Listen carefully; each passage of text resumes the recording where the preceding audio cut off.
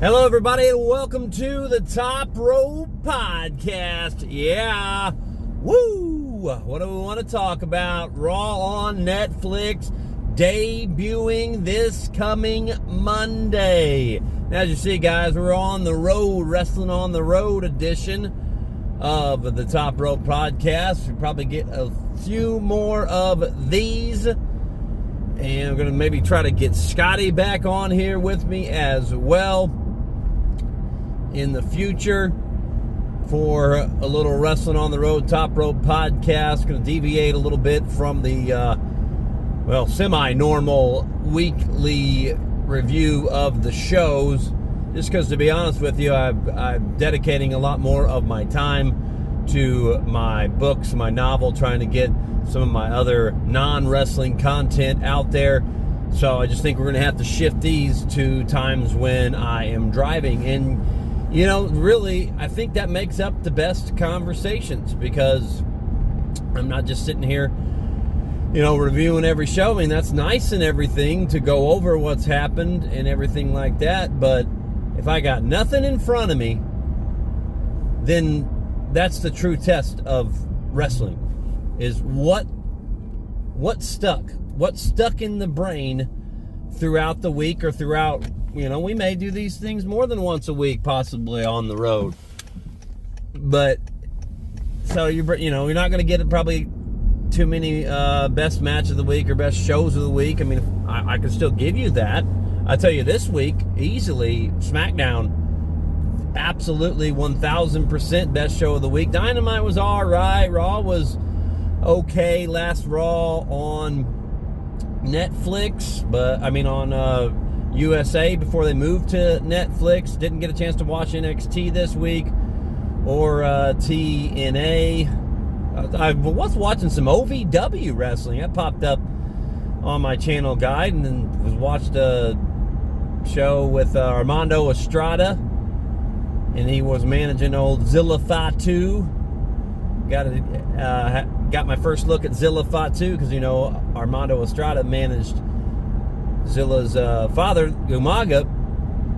So I believe that was his father. Yeah. So that was kind of cool. I'm just kind of gonna, just what hits off the top of my head. We're gonna kind of ramble around, bounce around a little bit here on the Top Rope Podcast, Wrestling on the Road. I'm just gonna call it a normal, regular edition of the show, though, because that's probably, like I said, how we're gonna be moving forward from here on out. Because I don't want to give this up, man. I love it. I love it too much. I love talking wrestling, so that's how we're rolling. But I thought SmackDown show of the week, for the shock of Tiffany Stratton. That was my moment of the week, too.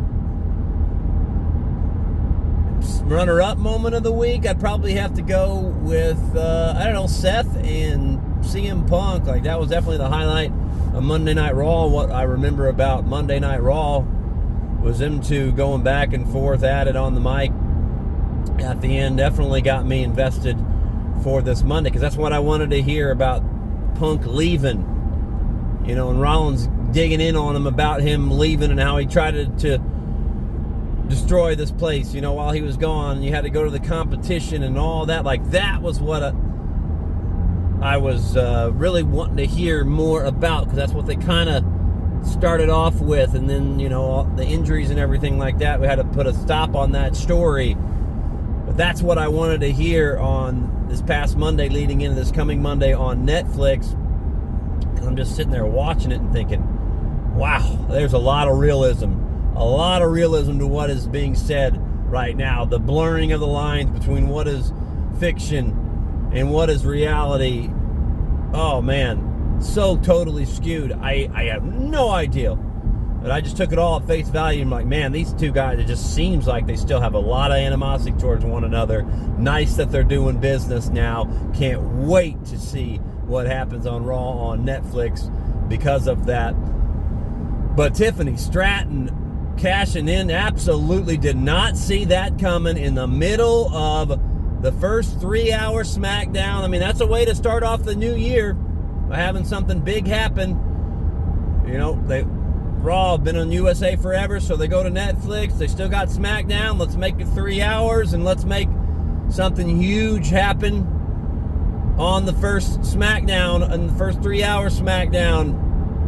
And man, did they ever. Because I thought that match was absolutely fantastic. Again, we've seen it before, but Naomi and Nia Jax, I thought, had an excellent match. I think Naomi is one of the most underrated wrestlers, women's wrestlers in all of the WWE. I'm glad she's getting another run. Who do you think's had the better run? Let me know in the comments. Her second run in WWE, Naomi, because she was tag team partners with Sasha, right? And then they did the whole thing where they didn't like the booking, and so I believe it was them two. Sasha went to AEW as Mercedes Moné. I mean, sure, she's TBS champion, New Japan Women's champion, and she really, solidified herself in New Japan and all that stuff, and on the indies, yada yada, yeah. But I think Naomi going off, doing what she did as Trinity. Now she's back in the big time, Mercedes in the big time too, but obviously AEW is a step down here. Let's just be totally honest with ourselves. I try to like it, but it's not WWE. It's not the cream of the crop. So I think that has to play into the factor. But if you kind of set those two things aside, I think Naomi, I at least to me, I'm more invested in what she's done. Even though it's not maybe been as much as Mercedes has done, I've been invested in it more. I've been invested more in what Naomi has done. I just, her entrance and everything. And sure, she has some, bad spots here and there with, the punch. I don't remember when it was, but punching and just air punching or whatever. But I don't know. I just haven't been into the Mercedes that much. But anyways, that was just a random thought I had. But just, that I thought the ending of that making it look like it was all a ruse, I was like, man, what a great match. But man, that killed the ending. Killed the ending of that match. Like, all right, cool. It makes total sense, though. But then, when it's happening, I'm thinking, oh, wow, is this whole thing, why is Tiffany doing this?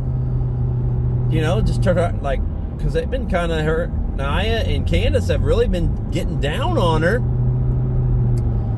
And she's been kind of the odd woman out of that group. She's getting upset about it.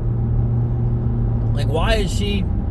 Was it all ruse the whole time? Is she just trying to do this to prove herself? To get back in the good graces of them too, to try to be cool or whatever? No. It was all a double ruse, a double turn there, boys. Wow. And just to have it happen in the middle of that show, like, holy cow, man. I was pretty shocked that happened. Main event was fine. Drew being involved in the middle of everything, and with what happened with Cody and Kevin Owens, just leading up, getting their package, talking about, and then Cody, and then being interrupted by Drew, but Cody's there talking about Kevin, and then get some backstage stuff with Aldis. Like, I don't know. It's all right with Cody and KO.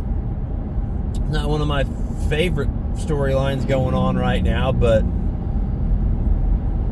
it's okay, I guess. I'm just kind of waiting for them to really, really do something with Cody leading into WrestleMania to see who that's going to be against. But, yeah, I thought SmackDown was pretty darn good. Where I was worried about the 3 hours. Like, it's just too much for me, man. There's so much wrestling to consume. And, like, if I got to consume an extra hour, like, oh, man. I'm going to have to click. I got to click through some of this. Got to get through some of this. And I definitely have done that at times. For sure. But for the most part, SmackDown had me pretty interested in that show. And moving now, let's see what happens on Netflix. Raw on Monday, boys. How long is that show going to be? We've had so much discussion about, are they going to still have commercials? Like, I'm thinking, yeah, probably. Be nice if they didn't. Then again, it's kind of nice that they do. Hopefully, be able to fast forward through them, because I always watch everything on DVR. couple hours after it goes off the air. I'm sorry, I'm not sitting through commercials. I'm not doing it. I'm out on those. So it's like, all right, yeah, what happens on Netflix? Like, hopefully, if I do happen to tune in the middle of the show, hopefully I can start the show from the beginning. And like, are they going to stick to a certain, they're going to have a little more leeway on, I would think, on how long the show is that week.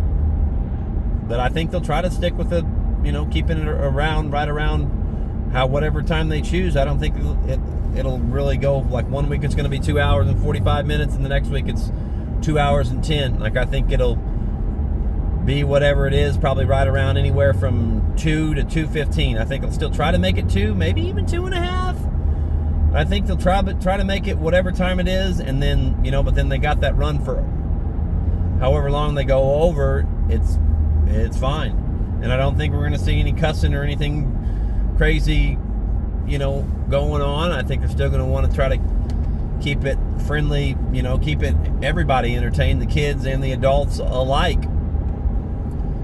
And that'll all play out on Monday. And it's just, watching these other sporting events, like, I don't worry about it being it messing up or anything too much, because it's not going to be nearly as many people watching it as there was the Mike Tyson and Logan Jake Paul fight.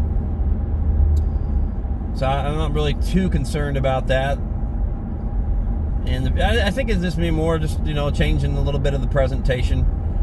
And I think once this first week ends, I think it'll be popping maybe towards Mania, and then I think it'll feel like, it's just become normal again, and there won't really be a whole lot different, whatever little small changes there are when it goes to Netflix. I think in 2-3 months from now, we're probably not going to be, it'll just be normal. It'll just be normal. And, maybe I'm wrong. I hope I'm wrong. I hope it really amps it up and, really pops it off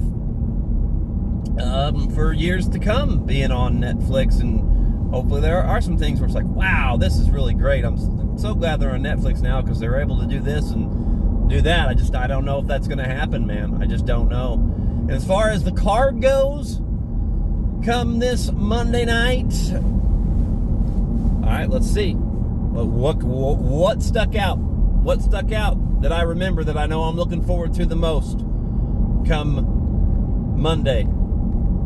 Definitely want to see what happens with who gets the Ula Fala. Ooh, I actually said that right for once. Way to go. Who gets the Ula Fala? Roman Reigns or Solo Sikoa? We already saw The Rock's face on the Netflix preview, so gotta assume he's gonna be there. But is he gonna be at WrestleMania? There was a lot of rumors he's not gonna be at WrestleMania this year. I don't know. I don't really try to worry about the rumors too much. But I think he's gonna have some kind of, I hope it's not just a one-off. You wouldn't think it's just gonna be a one-off with what's been going on the last few years and everything that happened last year, but because we're getting closer to WrestleMania season now, so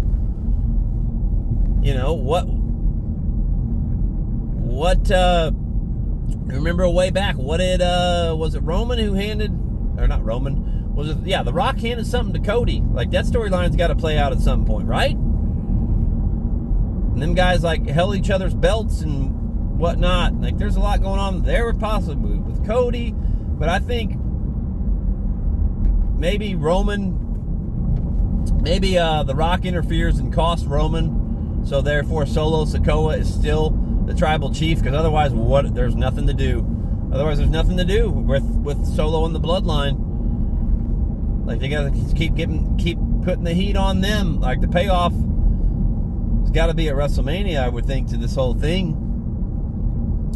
I think it's too early to get it off of Solo. I think The Rock coming in and costing Roman would make a whole lot of sense. And then we can get to Rock and Roman, hopefully at WrestleMania, like they were going to try to do last year. Where does that leave Solo? I have no idea. I don't know. Maybe Fatu turns, like, is it too soon to have Fatu turn on him? Probably. I think they should probably not do that yet. Like, is Jey Uso in Solo, like, that's not a, I don't, you know, like, what do you do with them at Mania if you do that? So many different ways they can do this thing, but that's what I would expect to happen. I think somehow Solo keeps the Ula Fala on Netflix on Raw. I think something's going to happen with CM Punk and Seth Rollins where their story is going to keep going and they're going to meet at WrestleMania again. Like, something happens, maybe one injures the other, and then that person doesn't return until probably Punk wouldn't return until Royal Rumble. And then, like I said before, you can have one eliminate the other.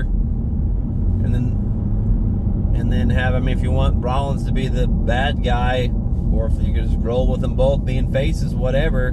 I think if you want him to be the bad guy, you could have him pull CM Punk. Like, CM Punk eliminates Rollins, and then Rollins yanks CM Punk over the top, and then keep that going all the way till WrestleMania. So, I mean, I'm excited to see what happens on Raw with that match, but I think that it will just continue their storyline.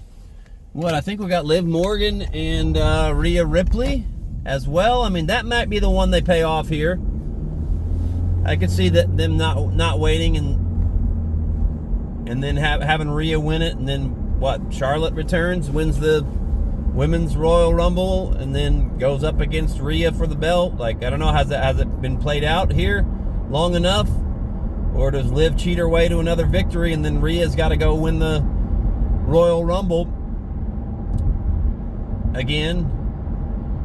And then, I don't know. I don't see that happen. I think we could see Rhea get the championship back come Raw on Netflix. So yeah, we got the Tribal Chief, got the women's match, CM Punk, Seth Rollins. I mean, what else? See, like, those three things that were the ones that have stuck most in my mind. Those are the three matches that have really stuck out to me. I guess we got, I'm kind of looking now over the list here. I'm cheating. I'm so cheating. Got Drew McIntyre and Jey Uso, looks like. Looks like there's 4 matches I see on here. Maybe 1 or 2 more, I'm not sure.